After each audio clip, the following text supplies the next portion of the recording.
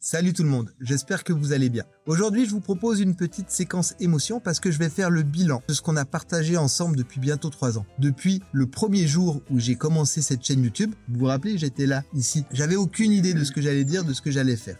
La seule chose que je savais, c'est que j'étais passionné par la liciculture, que je m'installais, plein de force, plein de courage, et que je voulais démocratiser ça. Je voulais que les gens connaissent la liciculture parce que je voulais, et je veux toujours d'ailleurs, qu'il y ait un maximum de liciculteurs. Parce que c'est le plus beau métier du monde, il n'y a aucun doute. Alors le principe, il était simple, continuer de parler d'escargots. Et c'est ce que j'ai fait. J'ai continué de parler d'escargots, j'ai expérimenté. Tout ce que j'ai appris à l'école, je l'ai mis en pratique. J'ai découvert toutes les forces qu'il y a à avoir une exploitation, et j'ai aussi découvert toutes les faiblesses. Et à un moment donné, dans tout ça, j'ai décidé de faire quelque chose de plus grand. Peut-être quelque chose de plus ambitieux. Du coup, j'ai fait quelque chose de très difficile à faire. Pas parce que c'est difficile, parce qu'on pense pas à le faire. J'ai fait l'effort de désapprendre.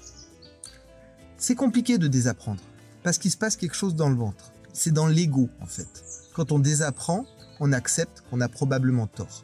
J'ai pris toutes mes connaissances, toute mon expérience, toutes mes observations, et en fait, je les ai mises en porte-à-faux, sur le point de rupture. Je me suis dit, tout ce qu'on m'a appris, tous ces gens plus compétents que moi, est-ce qu'ils ont pensé à tout? Parce qu'en fait, c'est possible qu'ils n'aient pas pensé à tout. Et je suis parti de ce point de vue-là. Voilà, par exemple, 30% de mortalité à cause des prédateurs. C'est comme ça, c'est sûr. Ben non, c'est pas comme ça, c'est pas sûr, il y a peut-être d'autres réponses. Et si on pouvait faire mieux?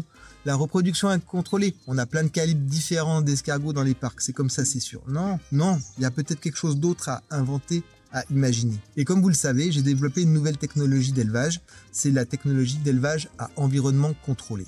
Voilà, je vous en parle dans cette vidéo-là. Cette réponse, pour moi, elle a été absolument parfaite, évidente. La seule chose que j'arrive pas à comprendre, c'est pourquoi on n'y a pas pensé avant moi. C'est tellement simple. En vérité, j'ai rien inventé du tout. Je vais vous le dire, cette technologie, elle existe déjà, depuis longtemps. On l'utilise pour faire des champignons, on l'utilise pour faire des vers de farine, des vers à soie. Pratiquement tous les micro-animaux, on maîtrise ça. Aussi pour les reptiles. Voilà, ça existe. Mon innovation, ma propriété intellectuelle, ça a été d'adapter quelque chose qui existe déjà sur des escargots. Personne ne l'a jamais fait avant. Allez savoir pourquoi. Résultat des courses, on a un outil qui est optimisé. On a une densification extrême du rendement. C'est énorme, on enlève absolument tous les problèmes. D'un point de vue éthique, est-ce que c'est contestable d'élever massivement des micro-animaux? Ça, je ne vais pas en débattre avec vous. Parce que l'éthique, ça repose sur les valeurs. Et les valeurs, ça repose sur les croyances. Et on ne peut pas discuter des croyances avec les gens. C'est comme ça, on ne peut pas. Je peux juste vous donner mon point de vue. Élever massivement des micro-animaux qui peuvent apporter de la nourriture, des protéines animales, sur une terre qui est déjà morte. Parce que oui, un environnement contrôlé, on pourrait le mettre en plein centre de Paris, par exemple, ou dans des situations dégradées où il y a des conflits politiques majeurs. C'est possible. On pourrait même en mettre dans des déserts. C'est aussi possible. Donc, à ce niveau-là, le sens de l'éthique, il est bon. Maintenant, ils sont densifiés. Est-ce qu'ils sont aussi bien que dans la forêt, dans la nature ? Personnellement, je pense que ça ne doit pas trop les gêner, étant donné qu'ils ont un environnement qui est optimal. Mais voilà, je débat pas de ça avec vous. Vous êtes OK avec ce que je fais et vous devenez même éleveur avec nous dans l'escargot, vous adhérez pas, eh ben vous devenez pas éleveur. Il n'y aura pas plus de commentaires que ça, niveau éthique. Tout ça pour dire que non seulement la technologie elle est développée, mais en plus elle est en place. Il y a déjà beaucoup d'éleveurs qui travaillent avec l'escargot. C'est en train de devenir une structure d'importance majeure. Et ça, c'est grâce à vous. C'est parce que vous avez continué de m'écouter, de me suivre, que j'ai reçu tellement de commentaires positifs qui m'ont motivé. Les moments où c'était difficile, en fait, à certains moments de mon évolution dans l'héliciculture, vous m'avez porté. Oui, j'ai fait du job en faisant ces vidéos, en apprenant l'audio, le visuel, tout ça, mais vous étiez là et ça m'a aidé, ça m'a motivé. Et je pense que ça m'a ouvert un certain esprit critique et j'en suis arrivé à cette façon d'élever les escargots un peu grâce à ça. L'énergie, ça compte énormément. Donc pour tout ça, je vous remercie.